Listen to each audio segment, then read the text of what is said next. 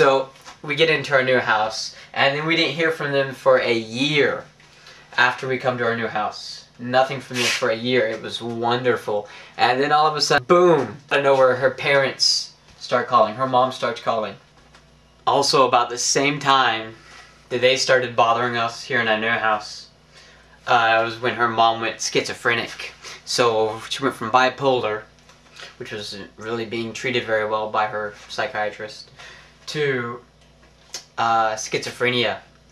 Schizophrenia means she was hearing voices, and the voices would tell her things about us. For example, she would call my wife and say they told her that we were talking about her, which actually at the time we had been talking about her, but you know, it's about the time that we've gotten home from work and she's been calling all morning. You know, it makes sense that we'd have been talking about her, doesn't it? Yeah. So now she's hearing voices, and the voices are telling her bad things about us. So she's hearing voices now too.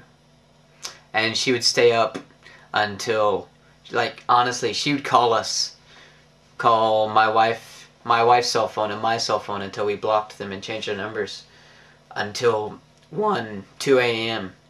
Alright? And then the phone calls would start again at 5 a.m. One morning before I go to work, her mom calls 80 times.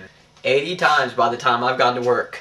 They are, like, she is seriously crazy. 80 times. 80. It says on my wife's cell phone. 80 times, alright? So, that night then, I come home, alright? I'm on my way home and I call my wife, and I'm kind of worried about her. And so I call her. My mom is here. Please come home quickly. And so I rush home. Oh man, I'm furious, because they do not come in my house. You know, her mom cares nothing about us. They care nothing about our son. Her mom once asked her, which is more important, your mom or your son? You know? What kind of mom would say that? They come over, and or only her mom comes over, alright? And so I'm furious. I'm yelling at her in Japanese, get out of my house. And so I tell Yuki to call the police, and she calls the police, and her grandmother comes over as well. And the police won't do anything. They won't throw her out. But I have too much civility to throw her out myself. Although next time she comes, I will throw her out myself. The police comes, he stays, thankfully, until she finally leaves. And, you know, she threatened me the whole time, like she's gonna do something. That was the first time we had to call the police. They came back over again a couple months later. And this time it was both of them. The first time, during that afternoon that day, it was just her dad. And so he's banging on the door, Jonathan, you're a chicken, because I won't open the door. Whatever. So, that night, then they both come over. And they brought all of our stuff. Some of it's not even our stuff. Some of it's their stuff. They just put it in boxes to bring it over, okay? And so, all of a sudden, June and I, my wife is out grocery shopping, alright? June and I are sitting there on the futons. We were playing or reading a story or something, I forget what. And all of a sudden I hear the gada gada gada gada on the door. And bam bam bam on the windows. And, oh, I know who that is. And I hear this, Jada! I hear them calling out my name. You know? And so I call my wife. And I hear this, where are you? I'm hiding. I saw them. And, oh, where are you right now? I'm hiding behind Lawson. So, my wife's afraid of them as well, alright? You never know what they might do. Cool. So, well, can you call the police? No, I can't call the, can you call the police? Alright, so I call the police. First time I've ever called the police in Japan by myself. And so the police come over, there's like 6 of them, it's great. Six policemen come over to the house. I say, what did I say? Like, Kichigai no futari ga kimashita. I said, like, 2 crazy people have come over. And so the police come, and we explained to them that they're crazy, and they said, well, it didn't take us long to figure that one out. They throw the boxes in the house, into our house, you know, from outside, through the door, and, you know, her mom even, she takes a can of Calpis, it's like soda, a can of soda, and chugs it at my son. Oh, man, I was mad. But, yeah, so that was the last time they came over, and next time, I don't know that I'll call the police, you know what I'm saying? Yeah. So that's her parents. They're crazy. Is there anything else I should tell you about this? Like, you want to know our history? That was it. Alright? That's why I don't answer about this in comments. it's too much for comments. I guess that's about it. I hope you took my advice and got yourself a beer. It's not a good old fun time story. Still, we're in Kyoto, so it's still too close.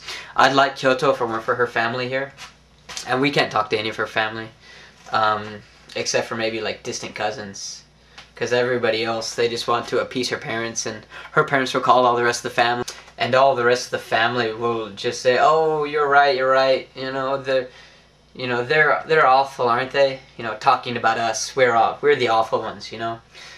Because Japanese people will do anything but fight with you. You know? Japanese people won't stick up for anybody. Alright? Except for themselves. And even then they might not stick up for themselves. So, here's the deal. If you want to come to Japan, make sure that you meet the wife's family before you come. And spend some time with them. Talk to the wife about, or talk to your significant other about them. And make sure that there's nothing strange at all about them. Alright? After all, my wife has now changed her number and blocked them. And I've had to change my number too because they kept leaving voicemails on my phone. Her mom in particular. You know, she'd leave a message and she'd say my company name, and she'd say, "I know where you work. I'm going to tell them all about you." Of course, everybody in my company loves me. But it's just the fact that they're stalking us. And so, yeah. Life sucks sometimes. But that's life, you know? Suffering, what was it Paul said? Suffering builds perseverance. Perseverance builds character. And character gives life to hope. Or so he said something like that. Yeah. I'm certainly much more mature than I was 5 years ago when I came to Japan. Or 4 years ago when I came to Japan. 5 years ago when I got married. So that's life. So I've told you all this now. So that when you watch my videos, you know where we're coming from. You know, it hasn't been the easy breezy, typical foreigner in Japan story. You know, going out to izakaya every night, drinking, partying, loving Japan, loving everything about it. Yeah. If you come to Japan, make sure you have money. So otherwise, Japan sucks if you don't have money. Alright? That's it. That's our story. Thanks for watching. And I hope you enjoyed your beer.